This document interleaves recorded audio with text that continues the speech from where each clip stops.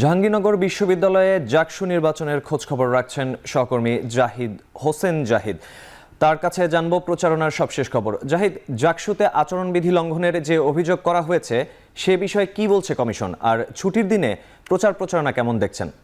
মাহফুজ, যেহেতু এখন পড়ন্ত বিকেল এবং এই বিকেলে সকালে যেমনটি বলছিলাম যে শিক্ষার্থীদের আনাগোনা খুবই কম, কাজেই প্রার্থীদের যে প্রচারণা সেটি খুব ঢেলেঢালাভাবে চলছিল।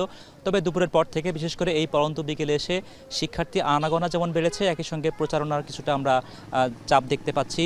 এবং যেহেতু 9 সেপ্টেম্বর প্রচারণা শেষ হবে, কাজে এই সময়টুকু তারা চেষ্টা করছেন হল পর্যায়ে, বিশেষ করে হলের কক্ষে গিয়ে শিক্ষার্থীদের কাছে তাদের ইশতেহার তুলে ধরার পাশাপাশি ভর্তিও তারা চাইছেন।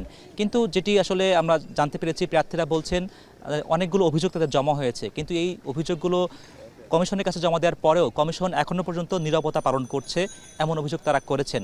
বরং এই যে প্রচারণার যে বিধিনিষেধগুলো দেওয়া হয়েছে, এটির মাধ্যমে কোনো পক্ষ তারা প্রচারণা করতে পারছেন না, আবার কোনো পক্ষ আচরণবিধি লঙ্ঘন করে যেহেতু প্রচারণা করছেন, কাজে তারা সুবিধাটুকু নিচ্ছেন। এবং এখানে যদি প্রশাসন কোনো ভূমিকা না রাখে, সেক্ষেত্রে একটি নিরপেক্ষ নির্বাচন হবে কিনা এমন আশঙ্কাও অনেক প্রার্থী করেছেন। বিশেষ করে বাম সমর্থিত প্যানেল বলছেন তারা সাইবার বুলিংয়ের শিকার হচ্ছেন। এই একই অভিযোগ ছাত্র শিবিরের যে প্যানেল তারাও করছেন, বলছেন তারা নিজেরাও এটার ভিকটিম, কাজে তারাও এটার সমাধান চান, এটার বিচার চান।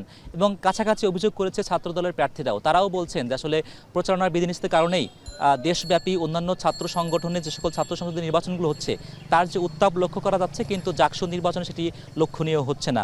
এবং এই বিধিনিষেধ আরোপ করা হয়েছে, এটি যাতে শিথিল করা হয়, যাতে করে শিক্ষার্থীদের কাছে ভোট চাওয়ার যে প্রক্রিয়া, যে সকল প্রচলিত নিয়মগুলো আছে, বিশেষ করে জনসমাগম, সভা, মিছিল, মিটিং, সেগুলো যাতে করে কিছুটা শিথিল করা হয়, যাতে করে ভোটারদের কাছে যাওয়া যায়, সেই দাবি তারা করেছেন। এবং প্রশাসন আসলে অভিযোগগুলোকে আমলে না নিলেও এখন পর্যন্ত তারা বলছেন 9 তারিখ যেহেতু শেষ সময়, 8 তারিখে কিংবা 7 তারিখে প্রশাসনের পক্ষ থেকেই একটি নির্বাচনী বিতর্ক, ইলেকট্রাল ডিবেট তারা আয়োজন করবেন, যাতে করে ভোটার এবং প্রার্থীর মধ্যে কোনো দূরত্ব না থাকে, যাতে করে তর্কে বিতর্কে সঠিক একটি প্রার্থীকেই তারা বেছে নিতে পারেন, সেই প্রক্রিয়া তারা গ্রহণ করবেন।